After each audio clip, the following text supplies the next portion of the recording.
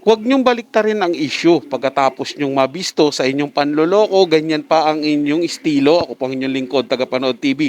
Welcome back po dito sa ating YouTube channel at Facebook page. Panibagong araw, panibagong reaction video po ulit tayo mga tagapanood, at ito po ay galing sa channel ni Ders TV. Nasa description po yung link na kanyang channel, pwede niyo po siyang bisitahin at pakisuportahan na rin bago po tayo magpatuloy. Nais ko lang pong magpasalamat sa inyong walang sawang suporta at pagtangkilik po dito sa ating channel. At kung kayo bago lang po na napadaan dito sa ating channel, huwag niyo po sanang kalimutan na mag-subscribe. I-hit nyo na rin po notification bell para lagi po kayong updated sa mga bago pang video na ating ilalabas. Share, like, and comment din po kayo mga tagapanood. Ating niyang babasahin at pupusuan. Simulan na po natin ang ating reaction video sa araw na to mga tagapanood. Let's do this! Hello po sa inyong lahat. Magandang araw po. Kamusta na po kayo? Andito na naman ako, ang inyong lingkod na legit Dower Cards na tagahatid na mga legit na kaganapan tungkol sa TBJ. Kaya kung isa kayo sa hindi pa nakasubscribe sa ating channel, nako, i-click nyo na po ang subscribe at bell button dyan sa baba para pag may mga bago akong balita ay mano-notify po kayo agad-agad. At bago nga po natin simulan ng balitaan ay nais ko lamang pong magpasalamat sa inyong lahat sa walang sawa po ninyong pagsuporta at pakikinig sa aking mga daily update. So eto na, at simulan na po natin ang balitaan na tunahin nating pag-usapan ng tungkol po sa naging issue ng Tape Bulaga sa nanalo po sa QR code, ano? Na kung saan di umano hindi binigay ng Tape Bulaga ang napanalunan nito sa QR code. Agad itong tinanong sa lawyer ng Tape kung bakit hindi po binibigay yung napanalunan ng isang nanalo sa QR code. At kahapon, wala pa pong idea ang abogado tungkol sa isyong yon. At eto nga po, matapos alamin ng abogado ng Tape ang nangyari doon, meron na ulit siyang pahayag ukol sa issue ng QR code. Ano? So basahin po natin ang nilalaman ng isang article kasi parang ang may kasalanan pa po dito ay yung nanalo. So yun po yung pinapalabas dito, no? So ayon dito, dahil binatiko sa YouTube ang Tape Inc. at Itbulaga dahil sa reklamo ng nagpakilalang winner sa portion nilang quick response, quick reward or QR ay kinuha namin ang side nila sa pamamagitan ng legal counsel spokesperson nila na si Attorney Maggie Abraham. Inalam ni Attorney Maggie sa stop ang reklamo ng winner na yon. Ipinaliwanag nga niya sa amin na nag-message at tumawag sila sa nasabing winner. May mga kailangan kasing details sa kanya para mapadala ang prize pero hindi siya sumagot. Ang tanong po kasi dito mga tagapanood, kailan sila nag-chat dun sa winner nila? Kailan po sila nakipag-coordinate dun sa winner nila? Yun po ba'y pagkatapos na magtanong yung winner kung paano i-claim yung price niya? Kasi nakalagay po dun sa reklamo niya na hindi daw po siya natatawagan o natitext. Kaya hindi niya po alam kung paano po i-claim yung panalo niya. Tapos sinasabi naman nito ng pamunuan ng Fake Bulaga, gamit po itong attorney nila, na nakipag-coordinate daw po sila na nagchat-chat at hindi daw po nagre-reply yung winner. Parang napaka-imposible naman po, ikaw winner ka, hindi ka magre-reply, hindi ka sasagot dun sa mga tanong nila, hindi mo bibigyan ng info. Imposible yun, pera yun eh. Kalokohan po yun mga tagapanood, di po ako maniniwala dyan. Sa tagal ng programang Itbulaga, nung nandiyan pa yung TBJ, hindi naman nangyari yung ganyan mga tagapanood na nadidelay yung panalo ng mga winner nila na hindi po agad na ibibigay. Parang kalokohan po yan mga tagapanood, reason na lang po nila yan. At eto pa po ang hindi maganda dyan mga tagapanood, ay yung pong nilagay nilang title nung kanilang balita na abogado ng EB umalma sa reklamador na winner. Reklamador, nagreklamo ba yung winner? Nagtatanong nga lang po yung winner mga tagapanood kung paano niya makiklaim yung price niya kasi hindi niya po nakukuha, hindi niya alam kung paano kunin. Tapos sa kanila naman, pinapalabas nila, reklamador. Binabaliktad po nila yung sitwasyon mga tagapanood eh. Parang feeling biktima sila dito. Feeling po ng Tape Inc. Ditong mga writers nila na nagpakana ng mga balita na ganito, ay biktima po ang Tape Bulaga.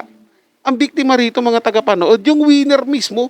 Dahil hindi niya nga po alam kung paano i-claim yung price. Nagtatanong lang siya bandang huli. Siya pa yung parang lumalabas na may kasalanan sa issue na to mga tagapanood. No? Dapat kung ayaw niyong maiskandalo, dapat ibinibigay niyo nun tama. Ibinibigay niyo sa oras dun sa nananalo. Hindi niyo pinapatagal. Diba? Kaya para saan pa yung title na quick response, quick panalo, basta QR na yan, kung ano mo ibig sabihin, may quick pa kayong nalalaman eh, hindi rin naman kayo quick magbigay ng papremyo. Hindi po ba mga tagapanood? Pati sa message sa kanya ng staff wala siyang sagot, say ni Attorney Maggie. Pinakita rin sa amin ni Attorney Maggie ang pruweba na nag-message siya sinasabing winner. At any rate, pwede pa niyang maklaim price niya kasi within 30 days to claim naman yon. Chika pa ni Maggie. Ang QR ay ang pa-contest ng noontime show para sa mga televiewers na kung saan kailangan nilang abangan at i-scan ang lalabas na QR code habang umeere ang show. At para magkaroon ng chance manalo, kailangan nilang i-comment ang screenshot sa Facebook page ng Tape Inc. habang live itong umeere. Dagdag pa ni Attorney Maggie, pakitulungan na lang kami friend ma-explain at baka mabasa niya sa abante at maklaim ni Mary Ann Coste name ng winner ang prize niya. Dagdag pa ni Attorney Maggie. Nagpasalamat din po sa abante ang legal counsel spokesperson ng Tape Inc. dahil ipinarating ng abante sa kanya yung reklamo po ng nasabing winner. So by the way, ang headline po ng abante ay abogado ng EB umalma sa reklamador na winner. Yan po yung headline po nila. So ngayon, parang ang nasisisi patuloy ay itong nanalo po sa QR na siyang siya pa pala yung may kasalanan, ano? Kaya hindi na niya nakuha yung napanaluhan niya. So, nagtatanong naman yung contestant kung papaano daw yung process. Yun yung nakita natin, ano? Kasi hindi nga niya po alam. Maanong i-assist na lang siya ng maayos, di ba? Kasi hindi lahat ng tao pare-parehas ng pangunawa. Hindi po pagiging reklamador naman yun, wala lang siyang idea kung papaano niya po makukuha yung mga napanalunan niya. Ano ba yung mga process doon? 'Di ba? So hindi natin alam ano ba yung side nung nanalo na yon. Para mapagtakpan po yung kamalian o yung kasablayan, ka-scaman ng ginawa ng QR ng fake bulaga na to, gumamit pa po sila ng tabloid para lang masiraan at mabaliktad po yung winner na siya patuloy yung may kasalanan. Biruin mo, lagyan mo ba naman ng headline na EB umalma sa reklamador daw na winner, wala nga kaalam-alam yung tao kung paano i-claim yung price dahil hindi naman nila ipinaliwanag. Dapat dun pa lang, mayroon silang stop niya, katulad ng ginagawa po ng AAT ng TVJ. Mayroon ng kakausap diyan, tatanungin kung buong info para maipadala nila yung pera pa dun sa winner. Di ba po, para magkaroon na sila ng, dun pa lang sa araw na yun, may usapan na kagad kung kailan niya makukuha yung premyo. Hindi kagaya po niyan, di alam nung winner ano gagawin niya eh. Natural po, magtatanong siya dahil di niya alam. Imbis na i-assist ng tama, babalik ta rin pa po. At papalabasin na reklamador. Bandang huli, yung simpatsya ng tao gusto pa nilang makuha at gustong masabi nila sa sarili nila na hindi, tama kami at ang mali dito yung contestant. Hindi po ganun mga tagapanood. Diba? Ang linaw naman sinabi ng contestant, nagtatanong lang po siya kung paano i-claim yung price. Ito namang EB, ang depensa naman nila, reklamador daw yung winner. Di po ba? Ang layo po mga tagapanood. Gumamit pa sila ng tabloid para lang masiraan yung isang winner, para mapagtakpan yung kanilang kabulukan. So yun lang po mga tagapanood, naway nagustuhan nyo po yung paksang ating tinalakay sa araw na to. Ngayon bago lang po na napadaan dito sa ating channel, huwag nyo po sanang kalimutan na mag-subscribe. I-hit nyo na rin po notification bell para lagi po kayong updated sa mga bago pang video na ating ilalabas. Share, like, and comment din po kayo mga tagapanood, ating niyang babasahin at pupusuan. So hanggang sa muli po, ito yung tagapanood TV, komento at opinion lamang, wala pong personalan. Paalam po at mabuhay po kayong lahat.